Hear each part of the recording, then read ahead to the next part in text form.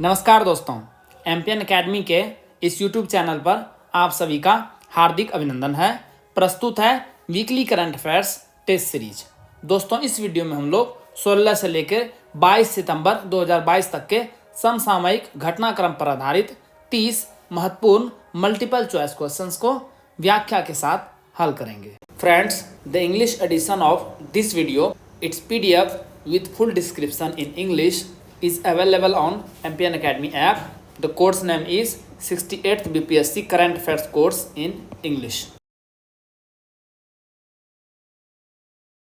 दोस्तों, यदि आपने MPN Academy का टेलीग्राम का पब्लिक पेज नहीं ज्वाइन किया है तो तुरंत जाके अभी ज्वाइन कीजिए। सर्च कीजिए MPN Academy टेलीग्राम पर, आपको इस प्रकार से लोगो दिख जाएगा, वहां ज्वाइन कीजिए। क्या क्या मिलेगा आपको वहां पर? बीपीएससी एग्जाम से संबंधित लेटेस्ट अपडेट आपको मिलेगी। जो प्लानिंग और स्ट्रेटेजी होती है MPN Academy की तरफ से जारी, इसकी PDF भी फ्री में आपको वहां पर मिलेगी। टाइम टेबल मिलेगा, बुक लिस्ट मिलेगी और बहुत कुछ। और गोल्डन और डायमंड टेस्ट सीरीज के टॉपर्स के रिजल्ट इसी टेलीग्राम पेज पर अनाउंस किए जाते हैं और हमारे कंटेंट से रिलेटेड इंफॉर्मेशन मिलेगी आपको। तो इस पेज को जरूर ही ज्वाइन कीजिए। पहला प्रश्न है, डूरंट कप के बारे में निम्न में से कौन सा कथन गलत है? आइए सभी ऑप्शंस को देखते हैं। पहला ऑप्शन है, यह एशिया का सबसे पुराना फुटबॉल टूर्नामेंट है। सही जवाब है ये। बेंगलुरु शहर ने टूर्नामेंट का 131वां संस्करण 2022 का जीता है। ये भी सही है। कोलकाता, गुवाहाटी और इम्फाल शहर ने 2022 में टूर्नामेंट की मेजबानी की है। ये भी बिल्कुल सही है। इसका आयोजन पहली बार वर्ष 1888 में कलकत्ता में आयोजित किया गया था। नहीं, ये गलत है। तो सही जवाब हो जाएगा ऑप्शन नंबर डी, क्योंकि पूछा गया है कौन सा कथन गलत है। बेंगलुरु ने डेब्यू करने वाले मुंबई सिटी को 2-1 से हराकर अपना पहला डूरंट कप जीता है। दुनिया का तीसरा सबसे पुराना फुटबॉल टूर्नामेंट डूरंट कप पहली बार वर्ष 1888 में डगशाई, हिमाचल प्रदेश में आयोजित किया गया था और इसका नाम मोर्टिमर डूरंट के नाम पर रखा गया था, जो उस समय भारत के प्रभारी विदेश सचिव थे। मोहन बागान और ईस्ट बंगाल डूरंट कप के इतिहास में सबसे सफल टीमें हैं, जिन्होंने इसे 16 बार जीता है। नॉर्थ चैनल के बारे में निम्न में से कौन सा कथन गलत है? आइए सभी ऑप्शंस को देखते हैं। यह आयरिश सागर को प्रशांत महासागर से जोड़ता है। नहीं, गलत जवाब है। ये आयरिश सागर को अटलांटिक महासागर से जोड़ता है। यही सही जवाब हो जाएगा। और सभी ऑप्शन पर नजर डालते हैं। यह उत्तर पूर्वी उत्तरी आयरलैंड और दक्षिणी पश्चिमी स्कॉटलैंड के बीच जल डमरू मध्य है। बिल्कुल सही है। टॉम ब्लोवर 1947 में इस चैनल को सफलतापूर्वक तैरने वाले पहले व्यक्ति हैं। ये भी सही है। एल्विस अली हजारिका इस चैनल को पार करने वाले पहले उत्तर पूर्वी तैराक बन गए हैं। ये भी बिल्कुल सही है। तो ये तीनों सही है। ऑप्शन पूछा गया था कौन सा कथन गलत है, तो ऑप्शन नंबर ए गलत है।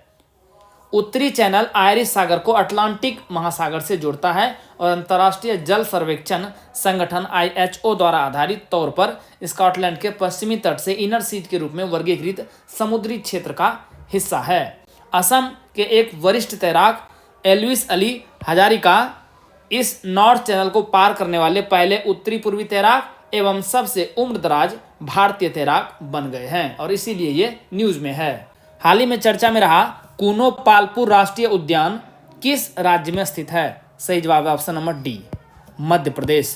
प्रधानमंत्री नरेंद्र मोदी द्वारा देश में चीतों की संख्या में और बढ़ोतरी के लिए चीता पुनर्विकास परियोजना का उद्घाटन अपने जन्मदिन के अवसर पर 17 सितंबर को किया गया।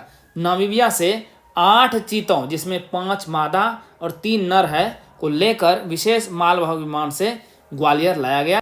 इसके बाद इन्हें चिनूक हेलीकॉप्टर से कीनो राष्ट्रीय उद्यान ले जाया गया। PM मोदी द्वारा इन 8 चीतों को कूनो पालपुर राष्ट्रीय उद्यान के चीतों के लिए बने बाड़े में छोड़ा गया है। किसी विधानसभा सदन में प्रश्नकाल के बाद एक दिन महिला विधायकों के लिए आरक्षित करने की परंपरा शुरू करने वाला पहला राज्य कौन बन गया है? सही जवाब है option number D, Uttar Pradesh. Uttar Pradesh विधानमंडल का मानसून सत्र 19 सितंबर से लखनऊ में शुरू हुआ। इस सत्र के दौरान पहली बार विधानसभा में 22 सितंबर को महिला विधायकों के लिए एक दिन आरक्षित किया गया।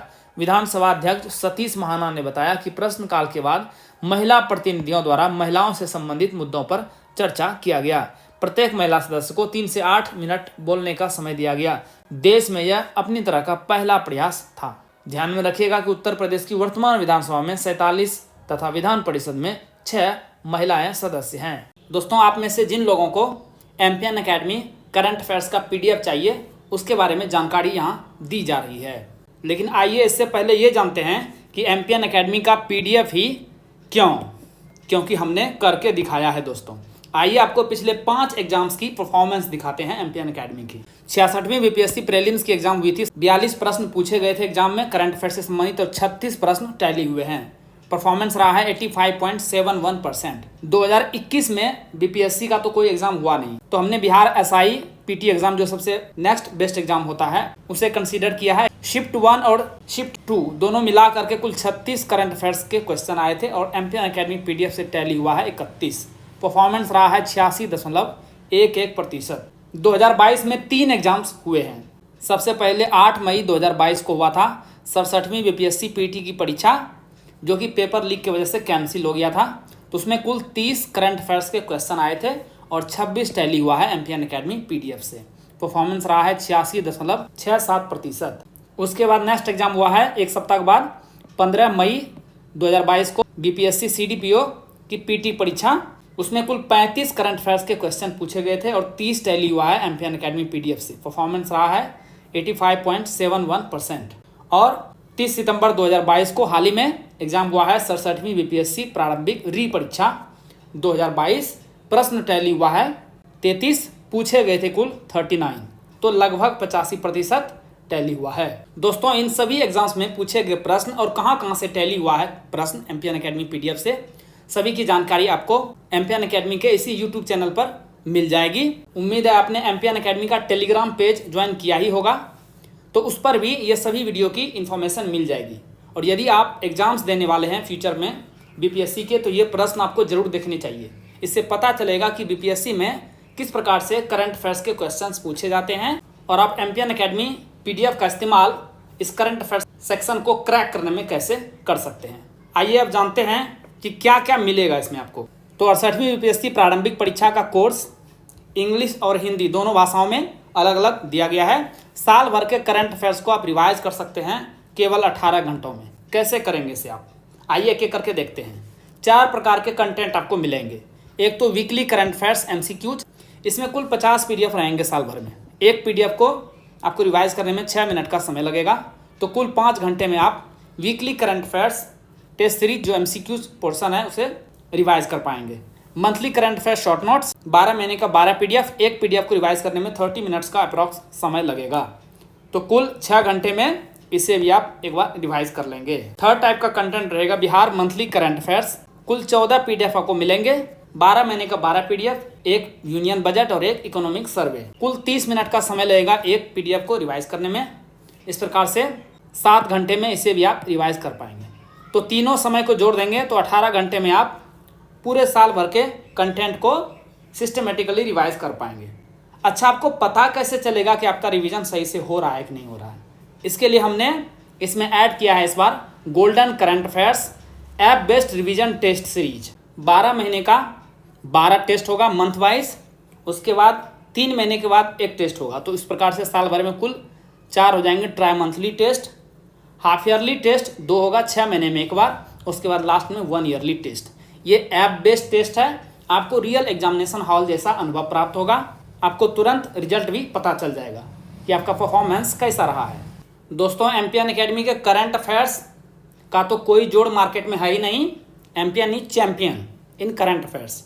इस बार हमने diamond static GK test series launch किया है। इसमें आपको स्टैटिक पोर्शन के कंटेंट मिलेंगे। कुल मिला के 25 टेस्ट सीरीज है इसमें, और एक टेस्ट सीरीज में 120 क्वेश्चंस होंगे। कुल मिलाकर के 3000 सबसे अति महत्वपूर्ण स्टैटिक जीके के क्वेश्चंस मिलेंगे विद एक्सप्लेनेशन, व्याख्या के साथ मिलेंगे आपको। तो 120 प्रश्न जो होंगे उसमें सेक्शन वाइज किस प्रकार से प्रश्न रहेंगे। हिस्ट्री से 30 क्वेश्चंस, साइंस से 30 क्वेश्चंस, बिहार जीके से 20 क्वेश्चंस, इकोनॉमी से 10 क्वेश्चंस, पॉलिटी से 10 क्वेश्चंस, ज्योग्राफी से 10 क्वेश्चंस, मैथ और रीजनिंग के 10 क्वेश्चंस। जो बीपीएससी का पैटर्न रहा है बिल्कुल उसी हिसाब से स्टैटिक का ये क्वेश्चंस मिलेगा। और एक सेट को जो 120 का क्वेश्चन है उसे सॉल्व करने के लिए आपको 90 मिनट्स का समय मिलेगा। तुरंत आप रिजल्ट इसमें देख सकते हैं कि आपका परफॉर्मेंस कैसा रहा है। आइए अब जानते हैं कि ये पीडीएफ और टेस्ट सीरीज आपको मिलेगा कैसे। दोस्तों सबसे पहले यदि आपने एम्पियन अकेडमी ऐप डाउनलोड नहीं किया है तो गूगल प्ले स्टोर पर जाइए और एम्पियन अकेडमी सर्च कीजिए। वहाँ पर आपको इस प्रकार से एम्पियन अकेडमी का लोगो दिखेगा। आपको इस वीडियो के डिस्क्रिप्शन बॉक्स और पिन कमेंट सेक्शन में भी एम्पियन अकेडमी ऐप का लिंक मिल जाएगा। जैसे ही ऐप को इंस्टॉल करेंगे आप वहाँ पर चले जाएंगे आप स्टोर सेक्शन में, नीचे स्टोर सेक्शन मिलेगा ऐप के। वहाँ पर जाने के बाद आप कोर्स चुनें। 2 प्रकार के कोर्स उपलब्ध हैं, एक 68वीं बीपीएससी करंट अफेयर्स का कोर्स और एक diamond static GK test series. Hindi और इंग्लिश में अलग अलग कोर्स उपलब्ध है। ध्यान से कोर्स का लैंग्वेज सेलेक्ट करेंगे। हिंदी का कोर्स हिंदी में लिखा रहेगा और इंग्लिश का इंग्लिश में। जैसे ही कोर्स पर क्लिक करेंगे वहाँ पर पेमेंट का लिंक नीचे मिल जाएगा। बहुत ही मामूली शुल्क पर ये सभी सामग्री आपको प्रोवाइड की जा रही है। पेमेंट करते ही आपको कंटेंट सेक्शन में सारी सामग्री उपलब्ध हो जाएगी। किस राज्य में स्थित किबिथु सैन्य शिविर का नाम बदलकर जनरल बिपिन रावत सैन्य गैरिसन कर दिया गया है? सही जवाब है option number D, Arunachal Pradesh. Bharat के पहले chief of defence staff general Bipin Rawat ने एक युवा कर्नल के रूप में 1999 से लेकर 2000 ईस्वी तक किबिथु में अपने बटालियन 5/11 गोरखा राइफल्स की कमान संभाली थी। सैन्य शिविर और 22 किलोमीटर किबिथु वॉलोंग रोड का नाम बदलकर जनरल बिपिन रावत रोड कर दिया गया है। किबिथु भारत चीन वास्तविक नियंत्रण रेखा LAC के पास स्थित है और भारत का सबसे पूर्वी सैन्य चौकी है। यह लोहित घाटी के पहाड़ी इलाके में बसा हुआ है। छोटा गांव मेयर और जर्किन जनजातियों द्वारा बसाया हुआ है। इसरो ने किस राज्य में एक हाइब्रिड मोटर का सफल परीक्षण हाल ही में किया है? सही जवाब है ऑप्शन नंबर सी, तमिलनाडु में। तमिलनाडु में 20 सितंबर को महेंद्रगिरी में तरल प्रणोदन प्रणाली केंद्र द्वारा समर्थित इसरो प्रोपल्सन कॉम्प्लेक्स में परीक्षण आयोजित किया गया। परीक्षण का उद्देश्य आगामी प्रक्षेपण वाहनों के लिए एक नई प्रणोदन प्रणाली की खोज करना है। मोटर ने ऑक्सीडाइजर के रूप में तरल ऑक्सीजन और ईंधन के रूप में हाइड्रोक्सिल टर्मिनल पॉलीब्यूटेडीन का उपयोग किया।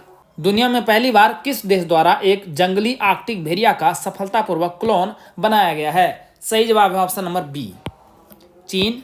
बीजिंग स्थित चीन फर्म द्वारा लुप्त प्राय जानवरों को बचाने के लिए 2020 में आर्कटिक भेड़िया की क्लोनिंग पर शोध शुरू किया गया था। आर्कटिक भेड़िया कनाडा की महारानी एलिजाबेथ द्वीप समूह के उच्च आर्कटिक टुंड्रा के मूल निवासी है। भेड़िया का नाम माया है। भेड़िए की दाता कोशिका एक जंगली मादा आर्कटिक सफेद भेड़िए की त्वचा के नमूने से आई है और इसके अंडाणु को मादा कुत्ते से लिया गया था। पूर्ण रूप से स्वदेशी किस 2 डाइविंग सपोर्ट वेसल को भारतीय नौसेना में शामिल किया गया है? सही जवाब है ऑप्शन नंबर बी, निस्तार और निपुण। इसका निर्माण स्वदेशी रूप से हिंदुस्तान शिपयार्ड लिमिटेड विशाखापट्टनम द्वारा किया गया है। इन वेसल के प्रमुख उपकरणों के लिए अधिकांश आइटम स्वदेशी विक्रेताओं के माध्यम से और पूरे भारत में 120 से अधिक MSME विक्रेताओं से खरीदे गए हैं। INS निस्तार एक सबमरीन रेस्क्यू वेसल था जिसने 1971 के भारत पाक युद्ध के दौरान विशाखापट्टनम बंदरगाह के पास पाकिस्तानी नौसेना की पनडुब्बी गाजी को डुबाने के ऑपरेशन में महत्वपूर्ण भूमिका निभाई थी। लॉन्च किया गया डाइविंग सपोर्ट वेसल निस्तार इसी नाम से प्रेरित है। इन जहाज़ों की लंबाई लगभग 118 मीटर और चौड़ाई 23 मीटर के लगभग है। इन जहाज़ों की विस्थापन क्षमता लगभग 9350 टन की है। एशिया प्रशांत प्रसारण विकास संस्थान AIBD के अध्यक्ष के रूप में भारत के कार्यकाल को कितने समय के लिए बढ़ा दिया गया है? सही जवाब है ऑप्शन नंबर ए, 1 साल के लिए। Asia Pacific institute of broadcasting development का 47वां आम सम्मेलन 20 सितंबर को नई दिल्ली में आयोजित किया गया।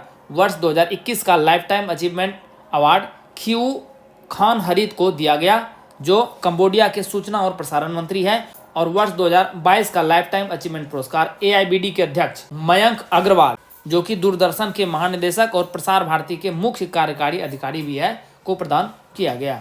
किस कॉमिक किरदार के लिए प्रसिद्ध हास्य अभिनेता राजू श्रीवास्तव का निधन हो गया है?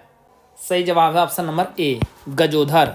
कानपुर उत्तर प्रदेश में जन्मे राजू श्रीवास्तव का 58 वर्ष की आयु में 21 सितंबर को निधन हो गया है। राजू श्रीवास्तव को 10 अगस्त को जिम में वर्कआउट करने के दौरान हार्ट अटैक आया था और दिल्ली के एम्स में इलाज चल रहा था। राजू ने लोकप्रिय प्रतिभा show the great Indian laughter challenge के साथ स्टैंड अप कॉमेडियन के रूप में अपना करियर शुरू किया था। 2023 में G20 शिखर सम्मेलन का आयोजन किस शहर में किया जाएगा? सही जवाब है ऑप्शन नंबर सी, नई दिल्ली। भारत ने ऐलान किया है कि इसका आयोजन 9 से 10 सितंबर 2023 को नई दिल्ली में होगा।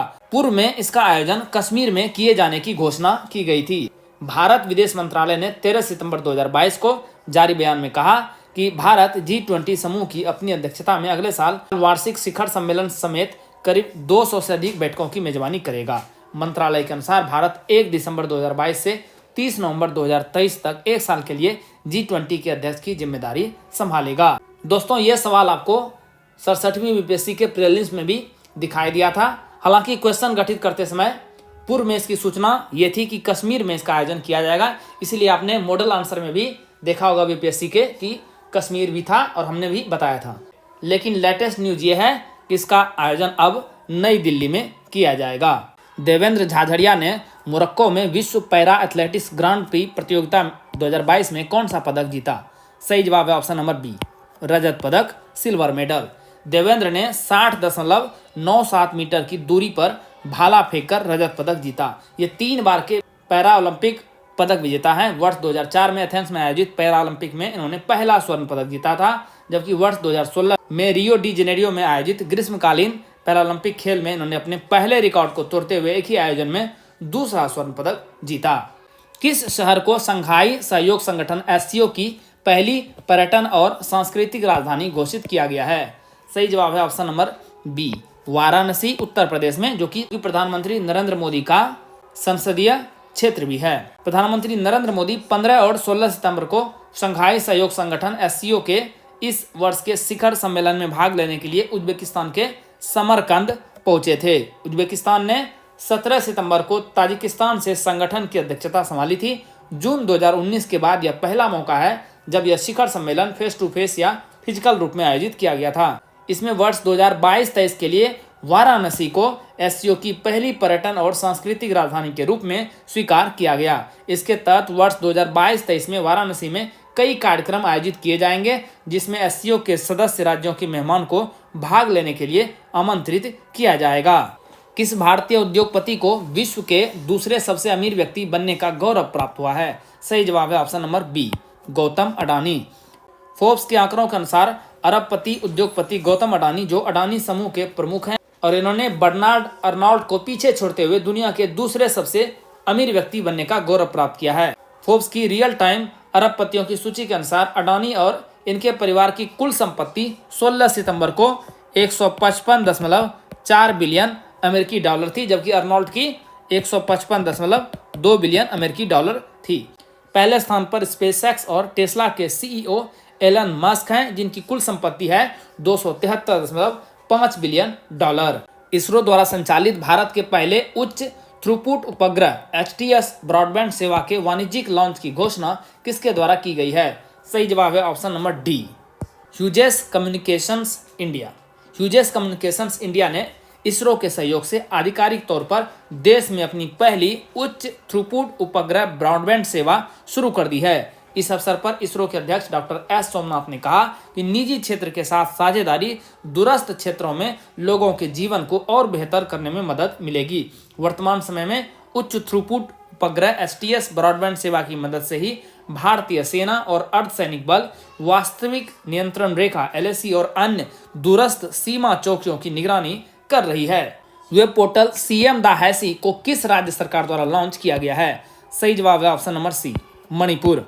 मुख्यमंत्री N बीरेन सिंह ने इम्फाल में वेब पोर्टल CM द हैसी लॉन्च किया, जिसका अनुवाद है CM को सूचित करना। यह सुविधा आम जनता से शिकायतों को इकट्ठा करने और इसके समाधान में मदद करेगी। साथ ही विशेष रूप से शिकायतकर्ताओं द्वारा शिकायतों की स्थिति की भी जांच की जा सकती है।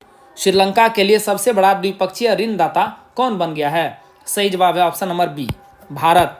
भारत ने 2022 के 4 महीनों में द्वीप राष्ट्र श्रीलंका को कुल 968 मिलियन अमेरिकी डॉलर का ऋण प्रदान किया। भारत ने श्रीलंका के लिए सबसे बड़े ऋणदाता के रूप में चीन को भी पीछे छोड़ दिया है। विशेष रूप से 2017 से 2021 से पिछले 5 वर्षों में चीन श्रीलंका के लिए सबसे बड़ा द्विपक्षीय ऋणदाता रहा है। विश्व कुश्ती चैंपियनशिप में 4 पदक जीतने वाले एकमात्र भारतीय कौन बन गए हैं? सही जवाब है ऑप्शन नंबर ए, बजरंग पुनिया।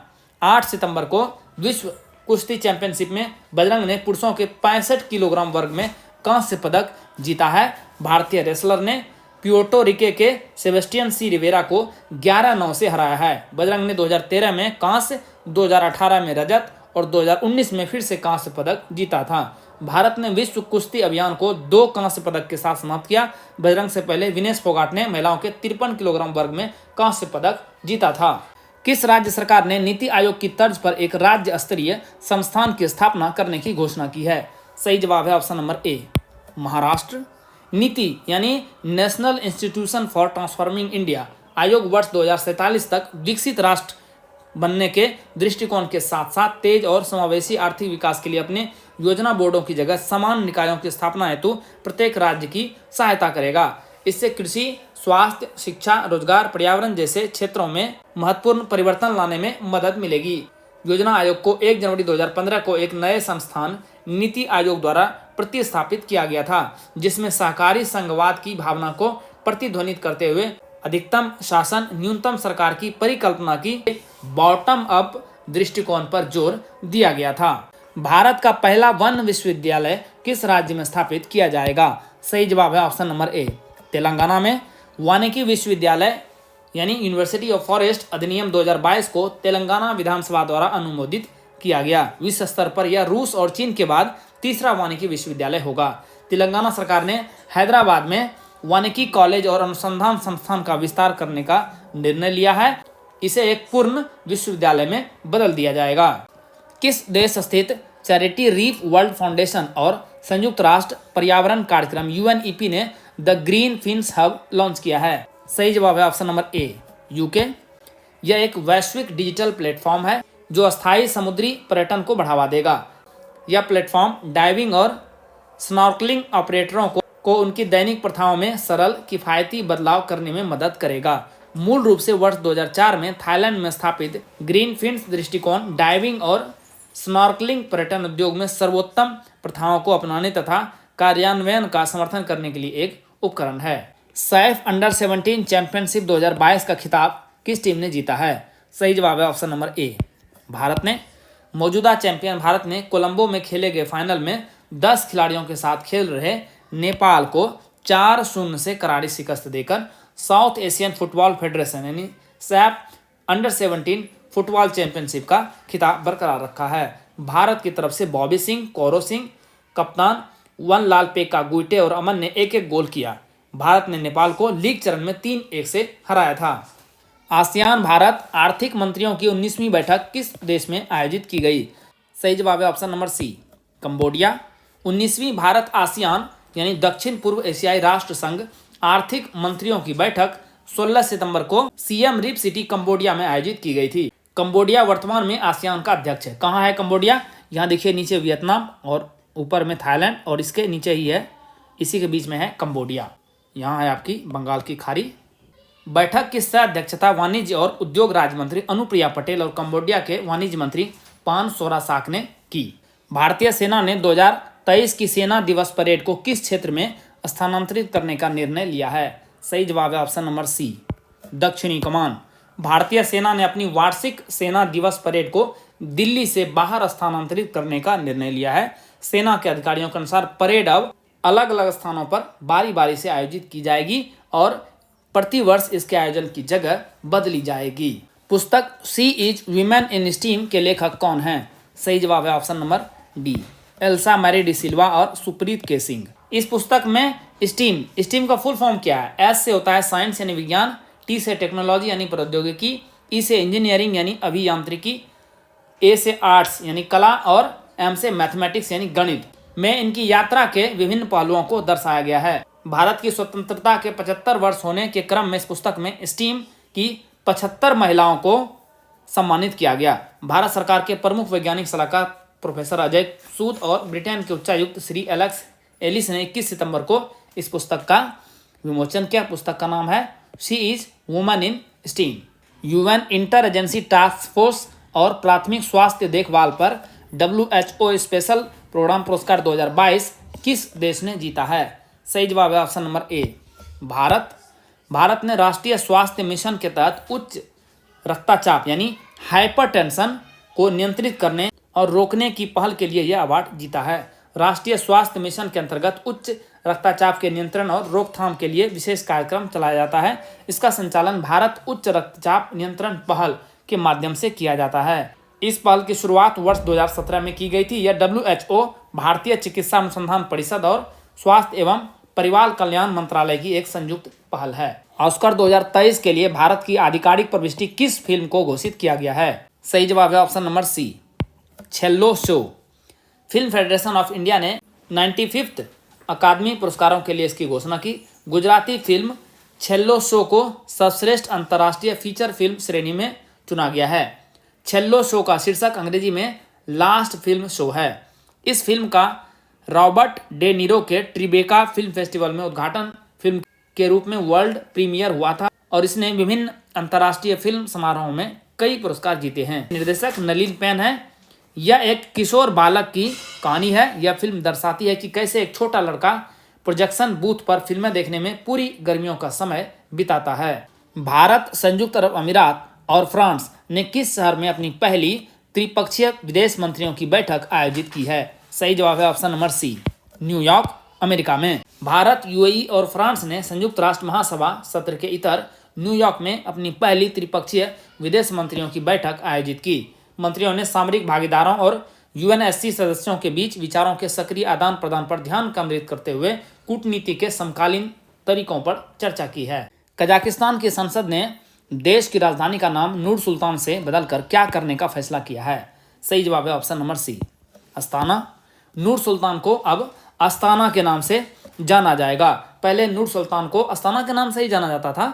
देश की संसद ने देश के संविधान में संशोधन की मदद से देश की राजधानी का नाम पुनः अस्ताना करने के लिए मतदान किया। अब कजाकिस्तान के राष्ट्रपति कसीम जोमार्ट टोकायव ने राजधानी का नाम बदलने और अपने कार्यकाल को बढ़ाकर 7 साल करने के संविधान संशोधनों पर हस्ताक्षर कर दिए हैं। देखिए, अस्ताना न्यूज में है तो इसके आसपास के पड़ोसी देशों और वाटर बॉडीज का ध्यान में रखिएगा।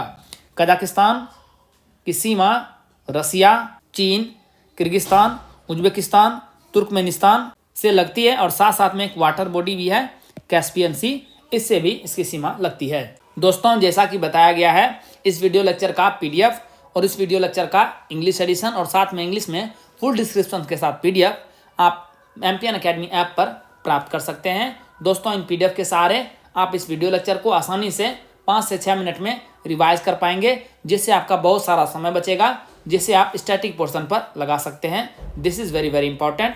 दोस्तों, एमपीएन अकेडमी ऐप का लिंक आपको इस वीडियो के डिस्क्रिप्शन बॉक्स और पिंड कमेंट सेक्शन में मिल जाएगा। चलिए अंतिम प्रश्न को हल करते हैं। INS अजय को भारतीय नौसेना में कितने साल की सेवा के बाद सेवा मुक्त कर दिया गया है? सही जवाब है ऑप्शन नंबर बी, 32 साल। INS अजय को अंतिम विदाई मुंबई के नेवल डॉकयार्ड में आयोजित कार्यक्रम के माध्यम से दी गई है। INS अजय को 24 जनवरी 1990 को महाराष्ट्र नेवल एरिया में कमीशन किया गया था। इसे पोर्टी जॉर्जिया में तत्कालीन USSR की मदद से नौसेना में शामिल किया गया था। यह flag officer commanding Maharashtra naval area के संचालन नियंत्रण के तहत 23वें पेट्रोल वेसल स्क्वाड्रन का हिस्सा था। 1999 के कारगिल युद्ध के दौरान नौसेना के ऑपरेशन तलवार में महत्वपूर्ण भूमिका उन्होंने निभाई थी। साथ साथ में पाकिस्तान के खिलाफ एक सैन्य लामबंदी 2001 में भारतीय सेना के ऑपरेशन पराक्रम में भी इनका अहम योगदान था। दोस्तों, इसी के साथ साप्ताहिक करंट अफेयर्स टेस्ट सीरीज के इस संस्करण को समाप्त करने की आपसे इजाजत चाहूंगा। वीडियो देखने के लिए बहुत बहुत धन्यवाद। All the best for your exam preparation.